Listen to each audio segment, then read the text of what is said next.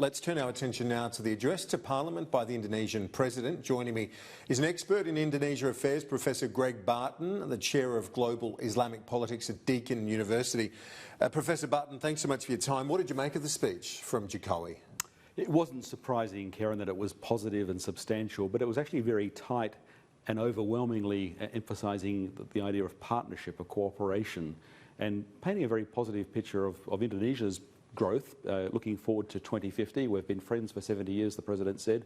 In 30 years' time, it'll be 100 years. Indonesia is on a trajectory to become a major power, and saying Australia should be part of it. By 2050, Indonesia is going to be the fourth biggest economy in the world. So we're talking about a huge growth between now and then. That's right, and in fact it's already happening. By the end of this decade, we're thinking Indonesia will be around the 7th largest economy. So that's pretty substantial. It's already moving into that front rank. It's already a $1 trillion economy, in most respects larger than our own economy. So the trade deal is not a small thing. I know it's certainly for wheat and beef exporters, it is significant. I guess in higher education as well, we often hear about the need to diversify beyond Chinese students, and this growing middle class obviously fits that bill, doesn't it? That's right. I mean, we're under-invested in Indonesia across the board. We trade more with New Zealand or Singapore invest than we do with Indonesia. So that's, odd that where Indonesia is number 15 for us and vice versa. It should be certainly in our top 10, if not top 5. Education is a big market for Australia, but we don't have that many Indonesian students. We have more students from Nepal than we have from Indonesia, by a long measure. And we need to have more students coming here, of course, but we also need to look at opportunities. Monash is opening a campus in Jakarta. It was referenced by the President. That's, I think, with the next phase. The President talked a lot about kemitraan or partnership, cooperation, working together. And I think with education, we're going to see a lot of that. The clear suggestion was the trade deal was not just about reducing tariffs or abolishing them, it was about partnership and finding ways to work together. When you look at the relationship between the two nations, over the years it's been, we've had hiccups largely due to what the experts call transactional matters, things, consular matters, drug charges, things like that. As happens in politics. Exactly, stuff happening. But under the surface, from what I can gather, the relationship between the federal police and the Indonesian authorities, the military to military, that's all been still improving and strengthening, particularly since the Bali bombings. That's right. The Bali bombings was a really turning point. That's made our Australian Federal Police go from being essentially a local port security operation and working here in the ACT to something more like the Federal Bureau of Investigation, large AFP officer cohorts around the world. But it began with post-blast forensic investigation after the October 12th, 2002 bombing. And then, of course, unfortunately, there were bombings over that decade, and Australia and Indonesia really melded together very well. The Indonesian police are now very good at counter-terrorism, but it came to a large extent because of input from the Australian Federal Police. So that's given a lot of confidence. And those relationships remain strong because, as I say, at the superficial level or the surface, it seems at different times things have been a bit tricky, but those relationships between the Federal Police and their counterparts and other investigators seem to be still working quite effectively, because you just have to look at the Indonesian experience, their success in dealing with that terrorist group Jemaah Islamiyah. That's right, and more recently with Islamic State and their local manifestation. The Indonesian Counter-terrorism Detachment 88, has arrested 1,500 people and prosecuted them, put them through prison. That means that they're far more expert than we are at the moment. But where there's been a coming back together is on what we do with people in prison, coming out of prison, and now with foreign fighters coming back. Indonesia has at least 600 people set to possibly return, at least some of them, and they're not quite sure what to do with them. We both have a common challenge in how do we figure out where somebody's at, how do we rehabilitate.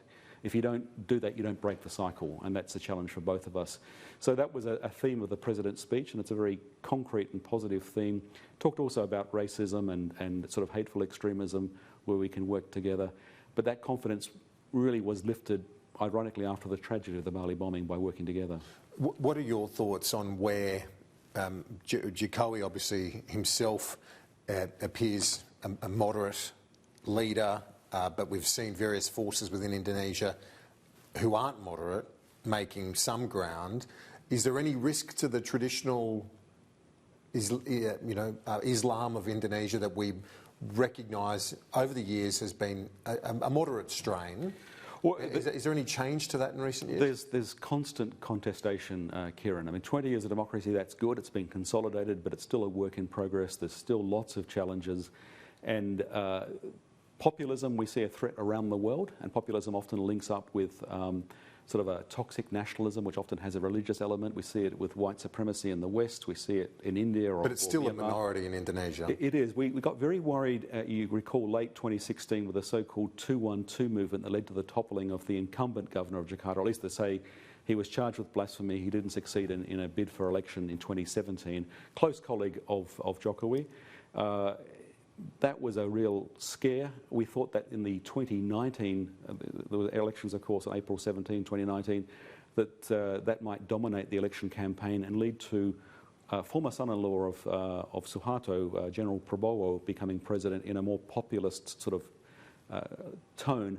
That didn't happen. I think it's partly because people had a scare and they said, we don't want that. There is always in an open society a contest of ideas, and there are extremist elements, but I think they're a weaker force at the moment. The president in his cabinet, you can see him bringing in the former head of this counter-terrorism unit, Tito Karnavian, very brilliant strategist, now as coming into the cabinet, working very closely with the president. And the president said he's concerned about extremism. Now that raises its own concerns, of course, but I think the sentiment is genuine that he wants to deal with this problem that he can see as a corrosive element in Indonesian society. A couple of things that he mentioned in the speech that are linked, I guess, in a way, is the removal of, or the moving of the capital city to a different location because of its flooding risk. The whole city is basically sinking, Jakarta. Yes. Explain to us what's happening on that front, but also his position on climate change, because he did reiterate that he wants to see that partnership between Australia and Indonesia working on that front as well in terms of emissions reduction. That's right. He repeatedly referenced not just climate change and not just the need for emissions reduction, but also working together cooperatively on new technologies. And I think he's thinking of fisheries and agriculture, where water security and food security are going to be big challenges for Indonesia, and we know something about that ourselves. Moving the capital, it's true, the Dutch built canals. They made a sort of Amsterdam in the tropics. Seemed like a good idea until the cholera and the dengue and malaria turned up. But they dug the canals because it's on a floodplain, and having built these large buildings and sucked out the groundwater, the ground shrinks and the weight of the buildings forces it down. Of course, sea levels, we know, are rising. So Jakarta, like many Asian cities on the coast, is facing major challenges.